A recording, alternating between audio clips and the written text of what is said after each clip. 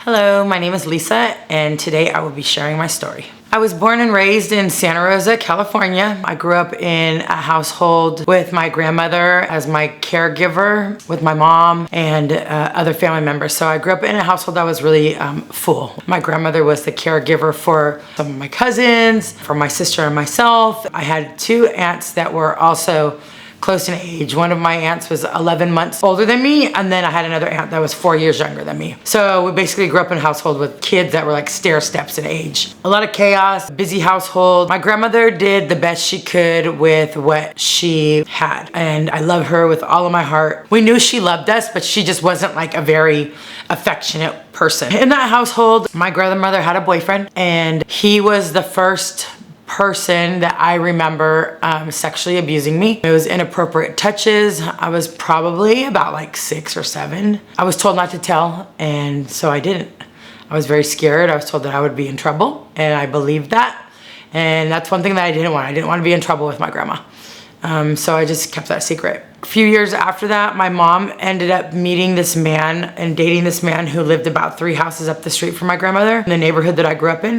This guy was a nice guy. You know, all us kids in the neighborhood knew him. We liked him. He had a dog that we could all play with. If we had like something wrong with our bicycle, like the chain on our bike, or we had like a skateboard that was broken or something, like he would fix our stuff for us. So my mom ended up dating this guy. Very shortly after they began dating, we moved in with him. So my mom, my sister, and myself. I was about 8 years old. Shortly after we moved in with him, he began sexually abusing me. So it was like inappropriate touches. Once again, I'm being told not to say anything. I'm being told that my mom will be mad at me and that I will be in trouble. And so I really took those words to heart. So I didn't say anything. Those inappropriate touches continued on throughout the years. Started when I was 8. By the time I was 12 years old, my stepfather was raping me. The first time that happened, I was given alcohol and drugs. Now I look at it now like I was given those substances to help me relax, if you want to call it, or whatever, for what he was doing. I felt dirty. I felt ashamed. I felt like it was my fault. I felt like, once again, I needed to carry like this huge secret, right? And I didn't tell anybody. So, sorry.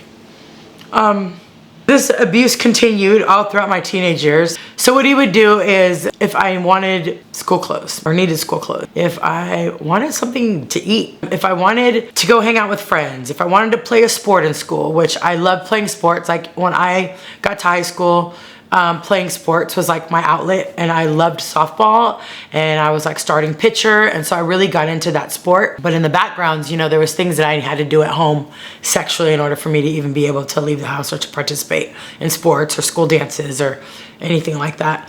So I had to give something sexually in order for me to get my needs met or my wants. And what I now know, as I've began my healing journey and have learned about human trafficking and CSEC, is that now I know that CSEC is what I've experienced, and that's commercial sexual exploitation of children. So anybody under the age of 18 years old that is exchanging sexual acts for their needs to be met, whether it's for money or non-monetary, like food, shelter, clothing, those are automatic CSEC, and that's a federal law. And so now I know that CSEC is what I experienced. This abuse went on throughout my teenage years. I was very angry, and I would lash out, I would act out, you know. I became involved with gangs, and that was also something that my uncle was very involved in growing up. So I saw this, you know, growing up. So that was an opportunity for me to use violence as a way to like release the anger that I had inside for what was happening to me at home. And I ended up in the juvenile system, in juvenile hall. So I still was able to, went to school, you know, I attended school, and nobody at school knew what was happening to me at home. I was able to put on this like persona or this like mask, you know, to make it seem like everything was okay at home. I was sent to Colorado when I was 17 for acting out. And at this time, there was this boy this man actually, that I was interested in, that showed interest in me. I was 16, he was 27. I would run away and he would come and pick me up. He lived in San Francisco. One of the times that I was in San Francisco with him, I was actually traded to one of his friends. For me, I had to have sex with his friend, and in exchange, his friend gave him money and access to this music studio that he wanted to produce music in. I remember doing it and feeling like I didn't want to, but I couldn't say no. And I also felt like I wanted to prove something to him because I really liked him. Then there's also that aspect of that I was already having to exchange sexual favors at home to get my needs met. I didn't even look at the age difference, but here's this man who's showing an interest in me, coming all the way from San Francisco to pick me up when I would run away. I felt like I owed him that, you know? When I was getting ready to come home, the day before I had called home, I wanted to talk to my mom, and my stepfather answered. I told my stepfather that when I got back, that I was gonna tell on him, and I was gonna tell everybody what he'd been doing to me, and that I didn't want to do it anymore. Like, I was done. Coming back home and knowing that I was coming back to that situation, like, I just did not want to. So I told him I was gonna tell. I caught my flight home, and I got to the airport, and my mom and my aunt were there to pick me up, and they both had like these really like somber looks on their face. Something had happened, and I knew it. I instantly thought about my little sister. You know, I was always protecting her in our household. So like, I made sure that I did what I needed to do for my stepfather so that he wouldn't mess with her. I thought something had happened. Once we got to the car, my mom had told me that my stepfather was in jail and that he had told on himself, and told her. She called the police and they arrested him. I remember sitting in the back seat of that car, bawling, crying, like, thank you, God. Thank you so much that now I don't have to deal with this at home. What happened in that household was completely evil, I believe, and I know it. Anytime there's any abuse sexually or physically that happens to children, it's darkness, right? I really believe that what had happened to me had opened up this portal to darkness, which led me as an adult into having more trauma and just going more and more down that dark hole. My stepdad tells on himself, he's in jail, and exactly what I thought would happen if I came forward happened, right? Our whole family fell apart. My mom went really into this really deep depression and got deep into her alcoholism. I had a little brother that my stepdad is his dad, and I know that that whole situation deeply affected him. He was like a little guy when all that came out. Like, he was like 6 or 7, and I just remember like just feeling so bad for him, you know, because his dad's gone, and you know, his dad is this terrible person, but my brother was like just this sweet loving kid, you know. And then my sister, you know, just watching the effect that it had on everybody in our family, including my mom, just really made me feel like more like it was my fault.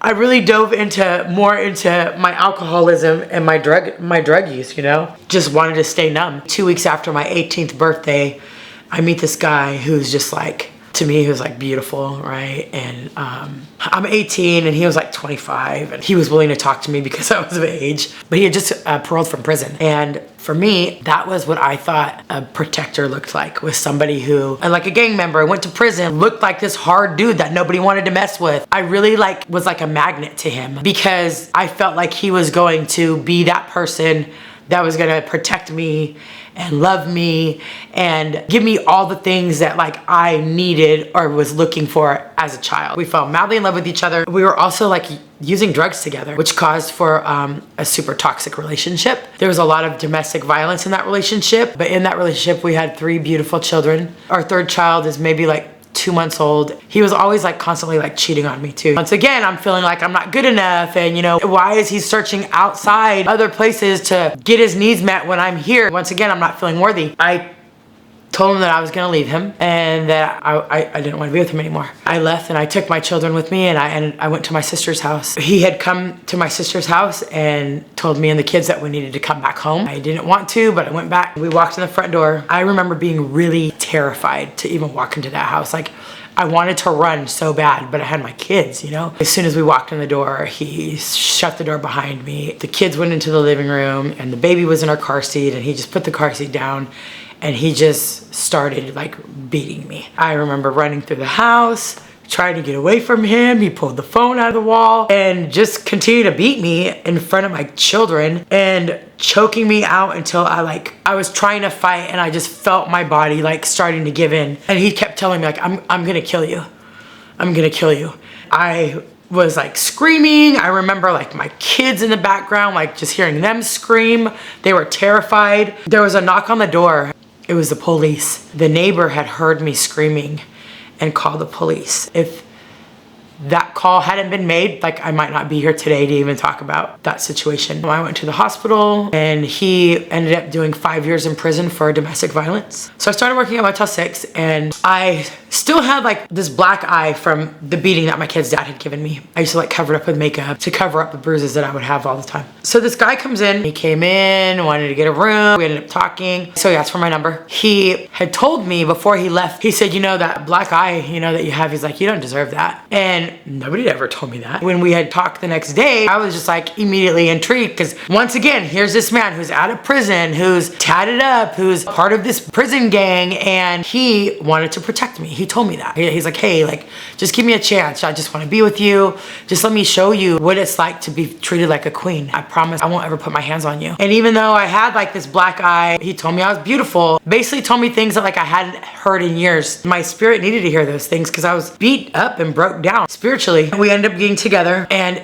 I just was introduced to this life where like I was treated like a queen and I was given these expensive gifts and taken to expensive restaurants and things that I didn't experience before, you know? About 3 months into that relationship, I was in the bathroom one day and I was getting ready for the day. I was doing my makeup and my hair. We were using a lot of drugs at this time and he would like go into these mental psychosis from like being up for days. Sometimes it would be really scary, but he never really directed that anger at me. This one day he comes in the bathroom and I'm getting ready and he snatches me by my hair and he tells me, your free ride is over. And I was like, what? And he like shoved me. I feared my hair, he shoved me. You're gonna go out there and you're gonna make me some money. I thought like he wanted me to call or connect or go out and get more drugs. Back in the 80s and 90s, Santa Rosa Avenue here in our town was a very popular strip for prostitution. And that's what he meant by I'm gonna go out there and make you money, was that he put me out on Santa Rosa Avenue and I was forced to sell sex for money. I remember being completely terrified to go out there. I remember begging him to not make me go out there, telling him that I'll do anything else. Like please don't make me go out there. I don't want to do that. But he said that I only had to do it for a little while and that there was just a certain amount of money that we needed to make. And he also threatened the safety of the house where my children were staying if I didn't do it. I went out there completely terrified. That was the most degrading feeling ever, but having to hold myself together to be out there and just like more drugs so I can go walk that avenue and kind of like get out of myself, get out of my body and become somebody else, which is what I began when I was put out on the avenue. And I used that throughout my whole adulthood of being trafficked. And it's something that I used to do when I was younger, is I would disassociate. I would get out of my body and go somewhere else when my stepfather was doing the things that he was doing to me. I did that when I had run away to San Francisco and I was sold to that guy's friend. I would leave my body. And so this is what I did when I was walking the avenue. I would go somewhere else in my mind so that I wouldn't have to be present, which could also be really dangerous when you're out there because you don't know who you're gonna encounter jumping in the car with random strangers. And I ended up in some pretty scary situations that I thought I wasn't gonna get out of. One time this man didn't want to let me out of the car and I literally had to like fight my way out of that car. I just had this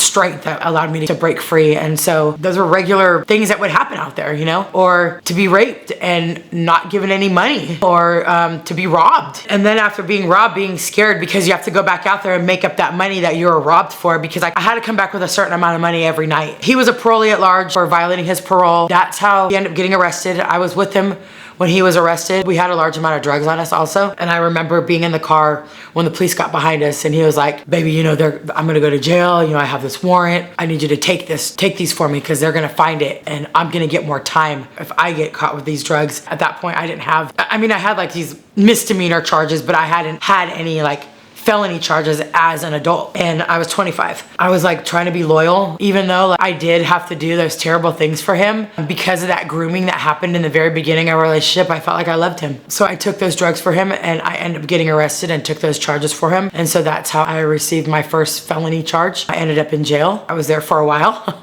And then I ended up being sent to a residential treatment program, which it was the first program that I went to. That was the beginning of a lot of programs. So for 17 years, I found myself just trapped in this lifestyle of incarceration, drug addiction, these really physically abusive relationships with the men, and just like in the street life of like the drug scene, you know, and homelessness. And my kids were always at their grandmother's, and I was always like constantly, like my whole motive behind running around and selling the drugs that I was selling when I wasn't in a relationship with somebody was because I needed to get money together to get a place for me and my kids. That was always like my thing, you know. I always got this close and then something would happen. After being sold on Santa Rosa Avenue, I just really became like this full-fledged drug dealer, right? That was just my identity. That was what I was gonna do. I was this female drug dealer out here in Santa Rosa, and that made me a target for men to come in and want to try to rob me, or for people to be plotting against me. It made me a target for,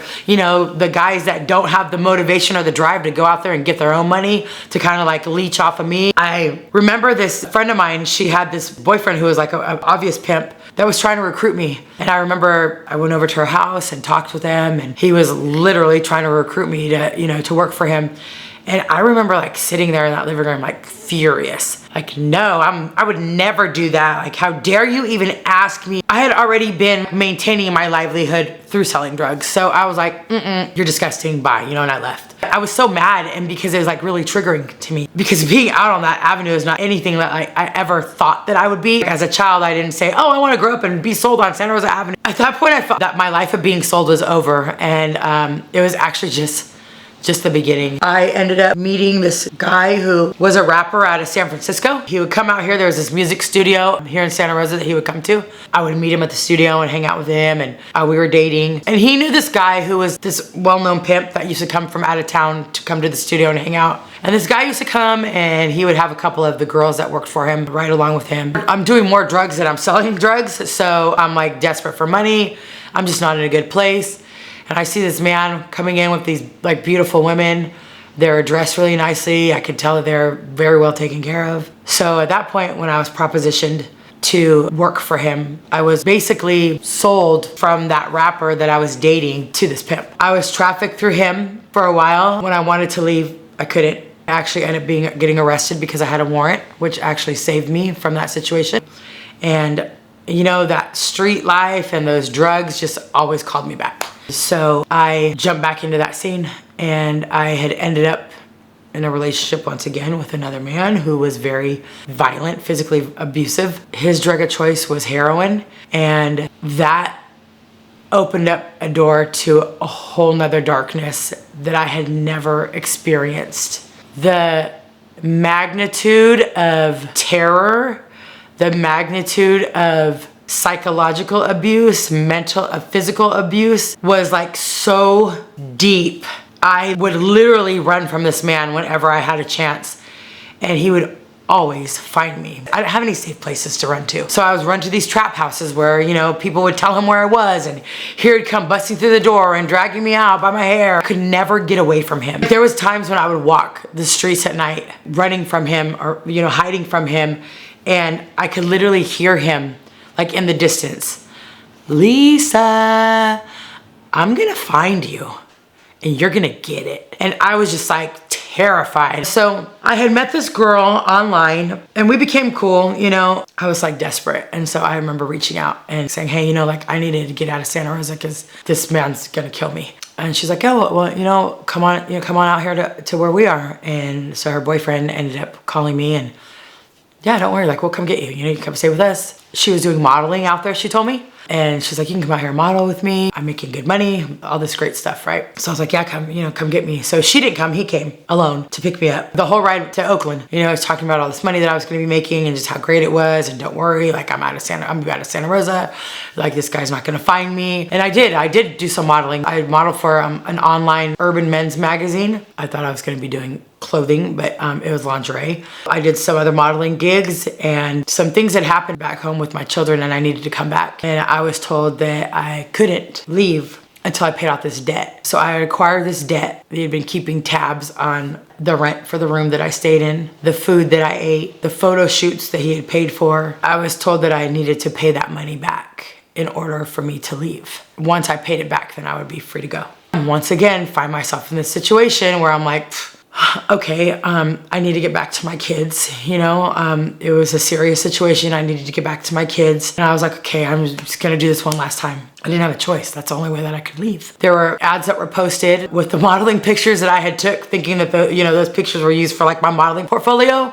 Those pictures were actually used for ads that were put online. So I was posted on online dating sites. A lot of them were paid dating sites, but I was on like Redbook, Craigslist, Backpage. So I was all over the place on the internet. Created a whole persona. My name was Malaya Star. That's who I was on the internet. I was being sold, trafficked throughout the Bay Area, through the South Bay, the East Bay, down to Monterey, Lake County, Sonoma County, Mendocino County. And every time I thought that I was getting closer to paying off that debt, there'd be more debt acquired. Then I was sent out to New York and New Jersey and trafficked out there by him. He sent myself and this girl that I had made friends with, right? We were sent out to New York together to make a certain amount of money. We were sent out there with a one-way ticket, and once we got to the airport, it was LaGuardia Airport. So here I am in New York.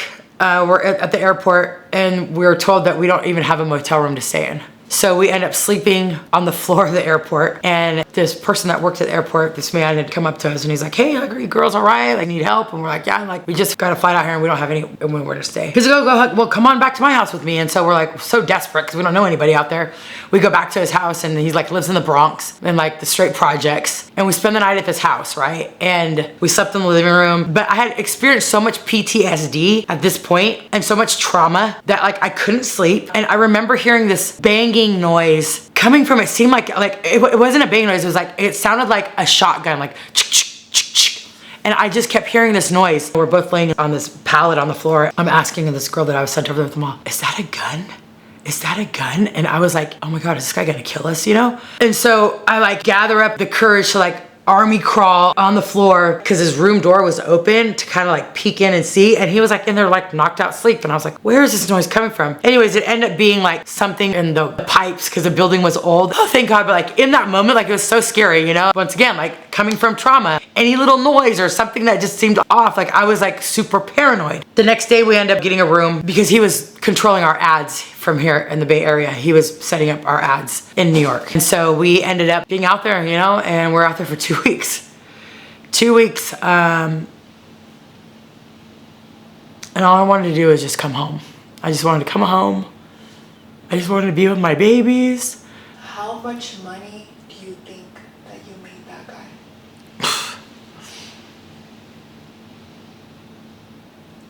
Between the two of us, we made it easy. I'd like to say like $10,000 or more than that. Definitely more than $10,000. Wow. We were out there for 2 weeks, and yeah. Just by you being at New York, New Jersey. New York and New Jersey. And there was times that we were, because there was an ad posted for her or for me, we had to separate. I remember this one call that I had, that I was called to. It was in New Jersey, and we had our room in New York. And I wanted her to come with me, but she couldn't because I was taking this taxi to New Jersey. I didn't know what I was going into. That was only supposed to be like a 2-hour appointment, if you want to call it that. And I ended up being there for all the way until the next evening. I couldn't leave that room. I was forced to stay in that room. I was sexually assaulted, physically assaulted. And he gave me the money afterwards though, and that's all I really was caring about, was getting that money back, you know?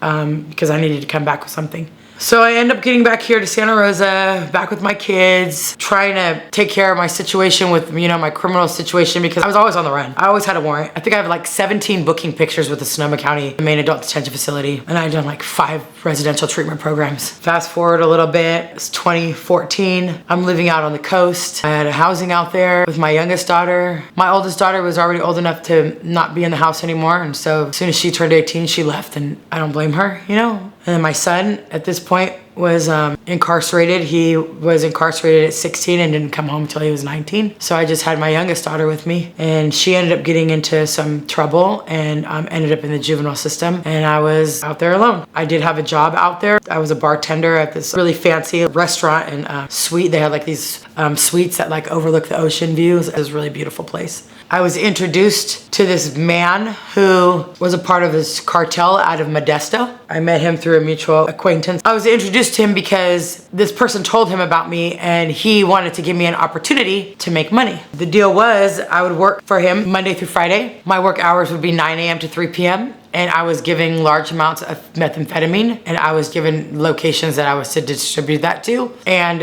it was a job. They provided me with a place to live. So now I have a house. They're switching out my cars every couple months to stay low on the police radar. It was very like organized the way this went down, you know? I would stay on the phone with him the whole day from 9 a.m. to 3 p.m. I never knew where I was going that day. Once I got in the car and I had the drugs, they were all bagged up, whatever amounts, pounds, it was already bagged up, and I was just to drive it to these locations, drop it off, and then he'd tell me where I would go next. I never knew where I was gonna go on a daily basis. It was always next stop, next stop. So in my mind, and because how deep I was in my drug addiction, I was like, I've arrived. I have like this endless amount of drugs now that I have access to. I'm getting paid weekly. Every Friday I'd get paid in cash for the deliveries that I do. What ended up happening was I started getting high on their supply. I would be dropped off these large amounts and then I'd bag it up, or if it came already bagged, I'd dip into each bag, close it back up, and create my own bags, right? Taking from them to distribute out amongst my circle of people that I'm making money off of, so I was making more money, right? So in my mind, I'm thinking like I have this like great thing going on. The money ends up coming up short, and that was like a big no-no. So I ended up being sex trafficked by him in order to pay off the debt for the money that I was short when he would come collect. In my healing journey, I've learned that that is also a form of labor trafficking. You know, you have set places to go and a certain amount of money that's supposed to be there, and if that money's not there, then there's serious consequences.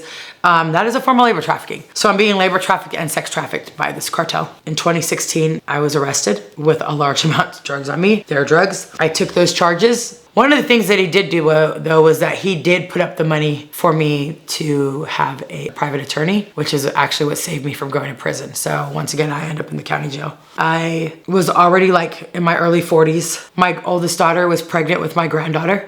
I was arrested in 2016. My granddaughter was born in 2016 and I was arrested like 3 weeks before. So I missed the opportunity to be there with my daughter, and all she wanted was for me to be there with her when she gave birth, and I was not able to be there. I also missed my youngest daughter's graduation from high school. And in that arrest, my son was my co-defendant. I had been keeping drugs at his house also, so he was unfortunately became a part of what I was doing. I felt like the biggest piece of crap ever. I felt like a terrible mom. I missed the birth of my first granddaughter. I missed my youngest daughter's high school graduation. My son's my co-defendant, and now he's wrapped up in all of this mix. Now, not only did my kids have to grow up with their mom in this addiction and have to see and go through all these crazy experiences with me and just being my children, you know, they didn't ask for none of that. All they wanted was their mom, but now they've all been affected in their adult lives. My oldest daughter also had come to visit me before I went to treatment and the jail. She had my little granddaughter with her, and I used to see her through the glass. I couldn't even hold her. She was always been one to like hold herself together and like really didn't show any emotion, but she was in that visiting booth and through the glass was crying with this baby in her arms like, Mom, I really need you to get it together. Like, I need you now more than ever. Like, that really like stuck with me, you know? And so I get to this program and I'm like, you know what? Okay, I'm just gonna do this. I'm gonna do this right. I'm gonna be honest, which is something I never done before in any program, because I had become the master manipulator. Once I got to residential treatment programs, like I knew how to manipulate staff, and you know, like I can get through a program because that's what the court order was. And then once I get out of the program, I'd go run back out into the streets and start getting high again. But this time I was gonna do it right, you know, and I was gonna follow all the rules because I was always breaking rules or bringing others in to break rules with me.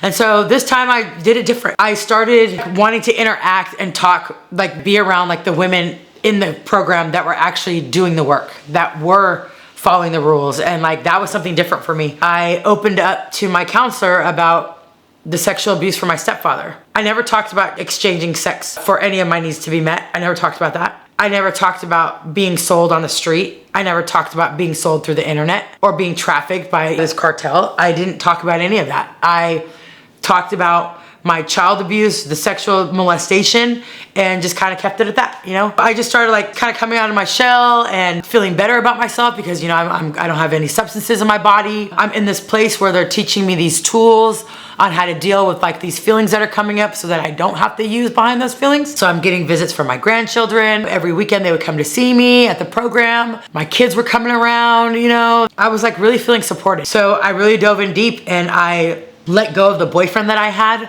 I knew that I needed to create a new circle of people that were doing something different in order for me to be able to get away from that old life. And so that's what I did. I became friends with some of the women that were in the program with me, and I kind of just stuck with those people. When I graduated the program, I was like feeling good about myself and I wanted to go back to school. So I was like, oh, you know, I think I want to go to junior college. I registered for classes and I'm like gung-ho because I'm on this journey now to get my AA in human services. And I remember one of the counselors asking me, hey, what do you think you want to do, you know, for a job once you get your degree? And I said, I think I want to work with women that have been sexually abused or assaulted or children that have experienced sexual violence. And so I'm going to class, and in one of my classes, my classmate was Elizabeth Kitos. In one of the classes, she was giving a presentation on what human trafficking was. So I'm sitting in the front row because my sponsor always told me to sit in the front row for meetings, sit in the front row for school, like always sit in the front row. She gives her presentation and then she shares her personal story about being trafficked on the streets of San Francisco as a teenager and then as an adult. And I was like, oh my gosh. I never heard anybody talk on this level about their experience in being sold. And I had this lump in my throat because I didn't want to cry. So after class, like I talked with her and I was like, hey, I think I've had some similar experiences than you have. If you're open to like meeting with me, we can talk another time. She's like, yeah, meet me in a couple days. We'll meet at the KBBF parking lot. And I was like, okay. And KBBF is a Latino radio station here in Sonoma County. I go and I meet her in the parking lot and we're sitting there talking. I share with her, you know, my experiences and she's like, that's human trafficking. And I was like, what? And I remember like after we drove off, before I got back to the house, like sitting in my car and just like crying. Like crying with like relief, because not only had I not ever heard anybody talk about being sold, but feeling like relief that, oh my gosh, I found somebody who understands what I've experienced and I don't have to go into detail, like she already knows, you know what I mean? Like what it is. The mental part of it, like the physical part, like the emotional, the spiritual, like all of the parts of us that are tainted because of being trafficked, right? And not just that, but also relieved because I had a name to put to what I had experienced other than what I'd been calling myself. Because all those years, like I called myself those really negative names. Like I called myself a prostitute, I called myself a whore. I called myself like all those derogatory terms that I use as my identity. To be able to have something different to call it that put it in a perspective that like, hey, you know, there was certain things that happened in your life, traumas that you've experienced in your life that led you to being trafficked and led you into these experiences. That was like a relief for me. Not realizing, like looking back like at all the grooming that I had experienced. Grooming from all the way back when I was 11 years old from my stepfather, you know, before he started raping me. And also like the cycle of it, right? Mm-hmm. To what age? I was 43. Wow. So yeah, so we're talking about 32 years of being stuck in this cycle. 32 years. So this healing journey, these last 7 years, is all new to me.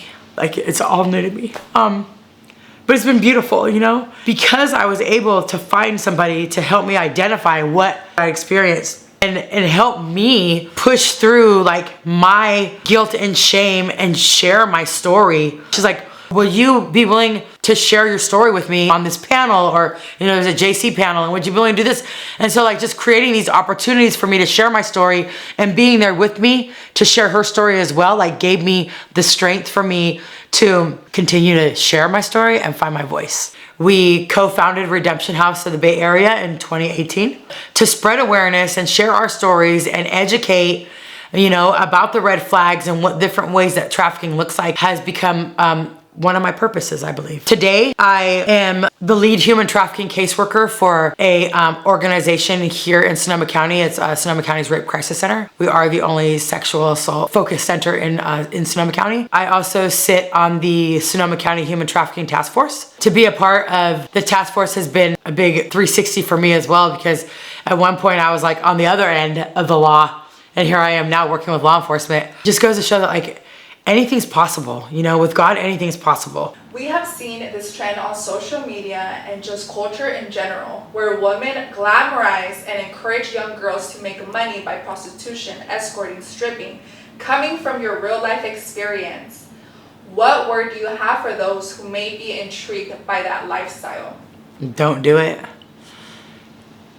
Those lifestyles are portrayed to be good. If you're somebody who's coming from a background where you don't have a lot, it could be very tempting. Those areas and arenas is the devil's playground. So you are literally going to be walking into some darknesses you might not even realize that you're walking into, and opening up the door to being hurt. Those are all areas that you can make money off of, but there's so many other ways that you can. And just to know that you are worthy of so much more than using your body as a way to get money. And in my experience and in the stories of others that I know, those avenues have opened up doors to trauma. I would encourage you to not fall for that image that it's glamorous or that it's great, because it's not. It's really not. And if it is, it might be for a short amount of time, but it doesn't last very long. So this is the first time, and I don't know why. It's crazy. I prayed before I got here, and I was praying and I was like, God, just help me use my voice just to say what I need to say. And this is the first time in all the years that I've shared my story on different platforms that I've shared my entire story. Wow. I've never done that before.